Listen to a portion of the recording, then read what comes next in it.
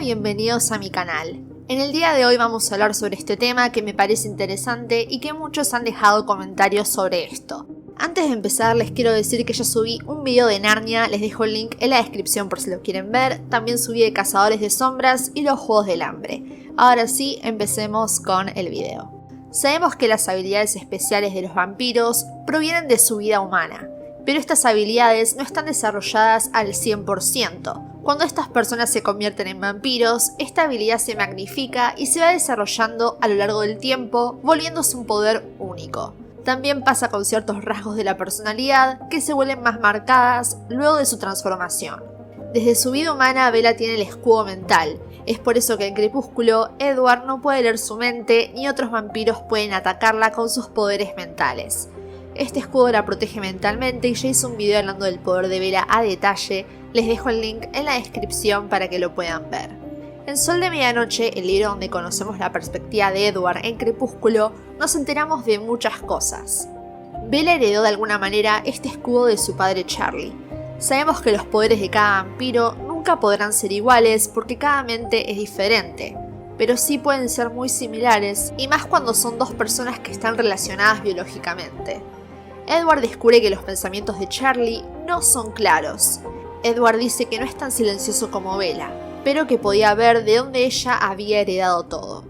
Edward pensaba que Charlie era un hombre de pensamientos lentos, pero luego se dio cuenta que él era el lento.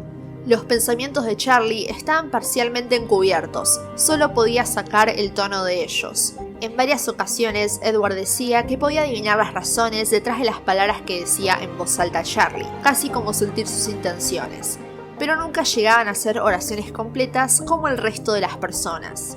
En un momento, Edward deseó que los padres de Charlie estuvieran vivos, porque hubiese sido interesante rastrear ese rasgo genético, dando a entender que seguro provenía de generaciones anteriores.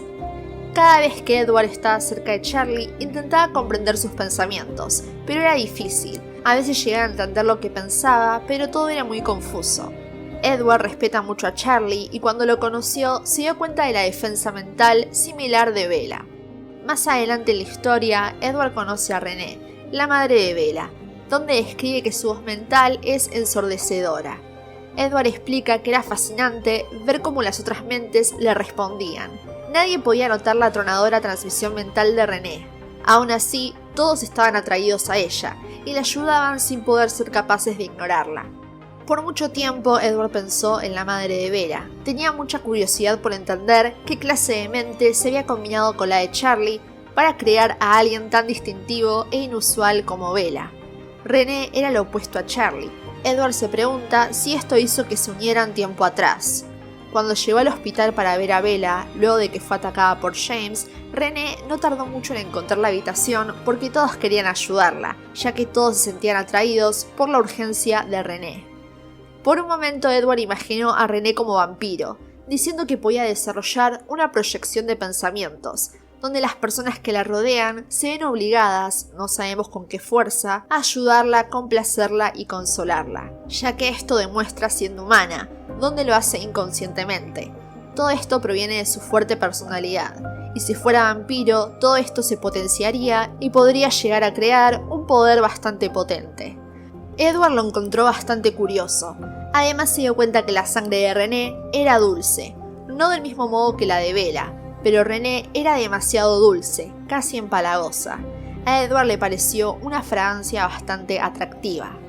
También mencionó que nunca notó nada inusual en la sangre de Charlie, pero combinada con la sangre de René, lograron hacer algo muy potente, ya que la sangre de Bella es muy dulce, a tal punto que llama la atención de otros vampiros. No es la única vez que se menciona esto. También en el libro La segunda vida de Bri Tanner, Bri menciona que la sangre de Bella es el aroma más dulce que sintió. Así que podemos ver algunas cosas que heredó Bella. Todo está conectado, y por suerte nos enteramos gracias a Sol de Medianoche, donde la perspectiva de Edward nos da muchísima información interesante. ¿Les hubiera gustado ver a los padres de Bella con sus habilidades especiales? Hubiera sido interesante que hablen más de esto, pero es algo que Edward jamás se lo mencionó a Bella, al menos lo de su madre. No olviden suscribirse, que eso me ayudaría un montón. Muchas gracias por ver y nos vemos en el próximo video.